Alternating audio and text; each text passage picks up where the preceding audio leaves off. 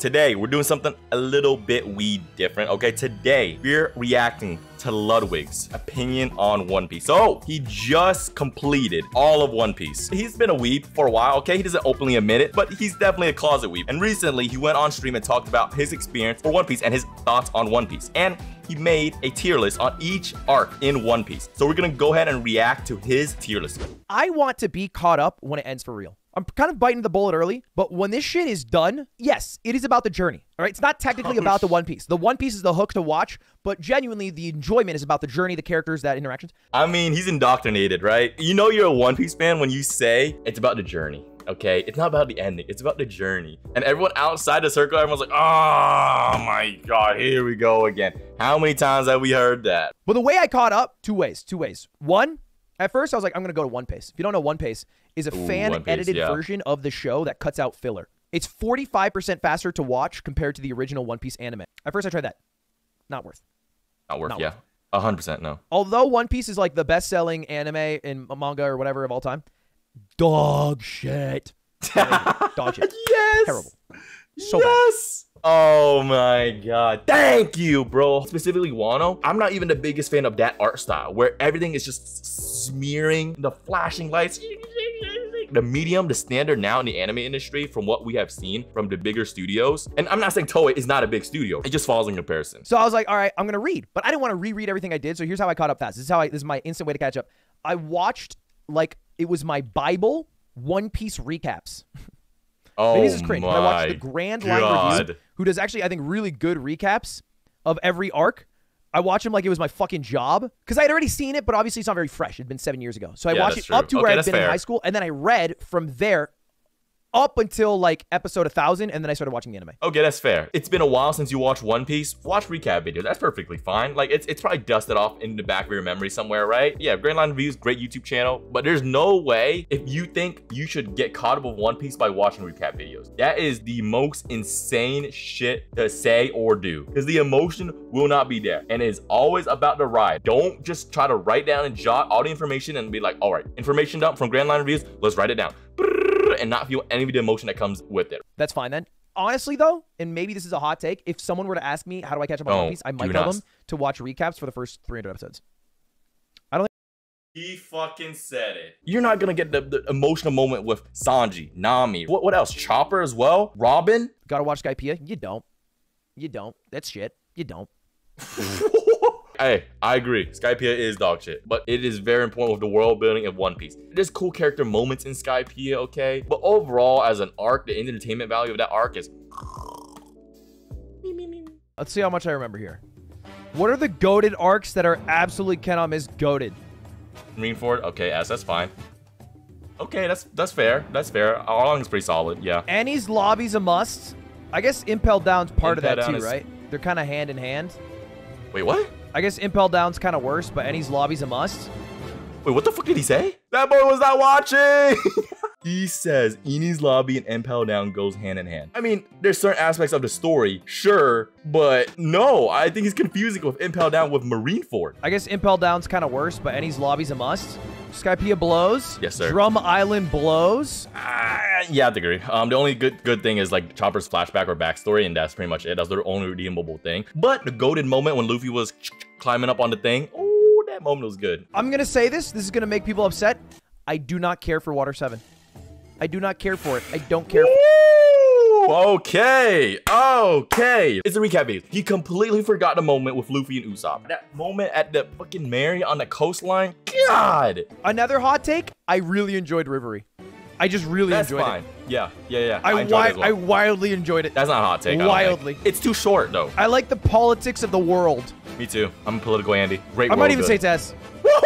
It doesn't have that grand scale saga conclusion like these arcs, Marineford, Enies Lobby, to warrant it S. I say it's a solid A tier of world building, introducing all the returning faces and whatnot, introducing the theme of slavery back into it. I love the political side of the world building of One Piece. It felt like it was too short. I wish it was a little bit longer, but it was definitely a transition arc, so that's why it was short. I think Dressrosa was far too long, and it made it very... What? Dressrosa? No, it's fine. It's fine. I butchered Japanese. It's not even Japanese. What am I talking about? How the fuck you butchered his name? But still, Dressrosa in C? Dressrosa very much so bored me. I got really fucking bored. You know what I think happens is people mistake hype moments for good arcs. Agreed, but I don't think Dressrosa is a prime example of that. Like, the backstories are so good. How many good backstories did we see in Dressrosa? Sure, in the anime, they spammed the fuck out of Rebecca's backstory, like, let's be honest. I say the boring part that slowed down for Dressrosa was the Colosseum. But everything else afterwards, goated and stoated. One of my favorite arcs, S tier, honestly. Post-war was only cool because it showed all the people adapting. Yeah, as I was saying, powers. A's fine. A's fine. Which made it cool. Yeah. Punk Hazard, I did not care for. I did not care for Punk Hazard very much. Only thing salvageable was Law, who he was at the scene. I'm fine with Syrup Village. It was short, it was sweet.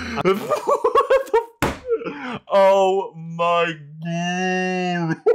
Dude, I don't like Punk Hazard, but holy fuck, Syrup Village is not better than Punk Hazard, nor Water 7, nor Dressrosa. How Ludwig says it, right? Dressrosa. When I watched Syrup Village, villain was boring as fuck because the man with 1,000 plan, instead of just raiding a small little fucking shack village, instead he's like, you know what? I'm gonna spend 2 years of my life, or a year of my life becoming a butler, serving this little girl, and make you sign his will. Barati's probably my favorite arc, all time. Wow. What? I love Barati. I love Sanji too, but I don't know if it's the best arc of all time. The villain wasn't anything like crazy, so I don't feel comfortable with putting Barati in S tier, right? Zoro had a good moment. Sanji had a good moment. Luffy's fight was pretty solid. It's an A tier arc for me. Fishman Island is one of the worst arcs of all time. I would have to agree. Yes, there's a lot of key moments about racism and how Oda, I think, drew inspiration from Malcolm X and Martin Luther King and put it within the characters of Fishman. The flashback was great. The present day stuff and the more political side and the more nitty gritty and nuances about the racism, I think was really pointedly written. And yeah, and Horty was a terrible, terrible villain. Alabasta's good. It's not great, it's good. I think Alabasta as an ending saga arc, it's mid. Comparatively to like a takeover arc, right? Alabasta basically was like, there's an evil villain, overthrow him and stop his plan. For me, it's like Alabasta, Dressrosa, then Wano. Alabasta is like B tier. Okay, I think Thriller Bark in my mind is kind of like Punk Hazard. I didn't care for it too much. But it has S tier moments. It's necessarily better than Punk Hazard though, if I'm remembering correctly. Thriller Bark S tier moments, but overall, villains fucking boring. The team fight was cool, but the conclusion of it, not my favorite. I just wish the conclusion ended with the team fight. You know, it was like, wow, all the Straw Hats working together, bing, bong, boom, and they, you know, use all their strength together instead of just like having their individual fights. That's what I really miss, and that's what I really wanted to see finish with, but it didn't end that way. I don't know how you say this. Zhao, yeah. Zhao. I think this was good. That was great. A, yeah, agree. Zoe? It was great. Love with world building. Carrot's introduction, I think that's the day I became a furry boy. When I saw Carrot. Little Garden, it was all right. You know what my problem with One Piece is? There are too many people on the crew as a whole. And so sometimes it's too hard to focus on that many characters. So they'll just like get rid of half of them, which I get, to focus on some. They'll just fuck off. Zoro just gets lost for an arc. Yes. And then he comes back at the end and he's like, I was lost. Yes. You know? That's how Oda writes a lot of his arcs. At times, at the very beginning of arcs, does feel repetitive. All the characters get split up. We have to jump through perspective throughout all the arc until everyone meets up together again. Or a group meets up, things get resolved, big conclusion happens, bing, bam, boom. Whole Cake Island was a good arc. Goated, actually, S tier. Was it great? I don't know if it was great. What do you mean? What do you mean? It was good. It did not have. How do you like Barati when Sanji was like kind of like the main focus of the story, but not like Whole Cake? Wano? S tier, come on. Don't stop. I mean, keep going. Pays off, but it's not S tier. It's not S tier. Fuck no. Fuck no.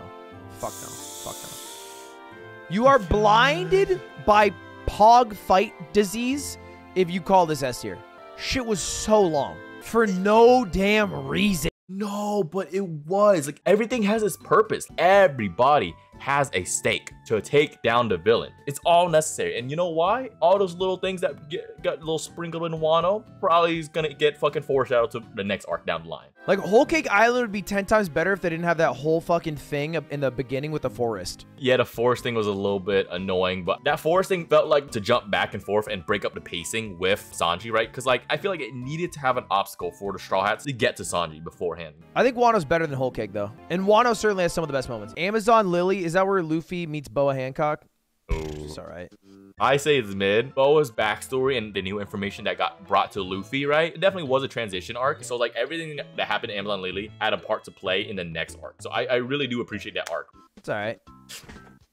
Bro, come on. Come on. Orange Town in mid. Like I said, One Piece, the first few episodes gotta be a snooze fest. Buggy as the villain back then, so lame. Like the stereotypical like pirate. It does seem like he's more nostalgic with like East Blue Saga, right? For sure. Long Ring, Long Land. What is that one? I don't know this one.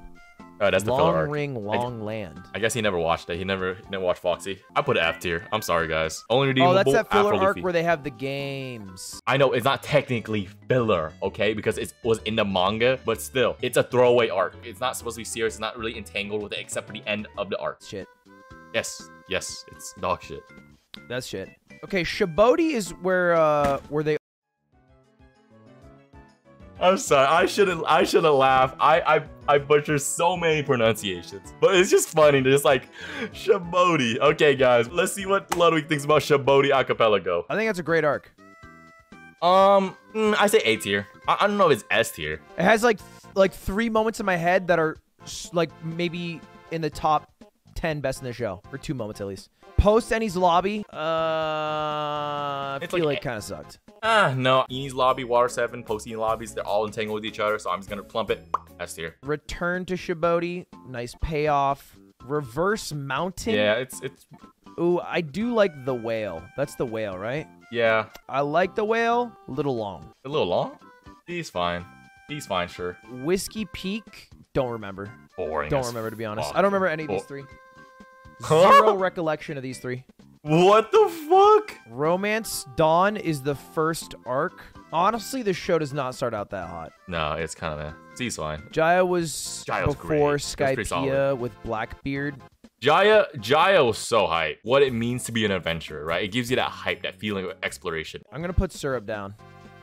Oh my god, it's saved. Saved. What's Whiskey Peak? Oh wait, nah, then he put fucking... Maybe Jaya shouldn't be A. Maybe I should take it back. Maybe like high B. 2 giants. Yeah, that's alright.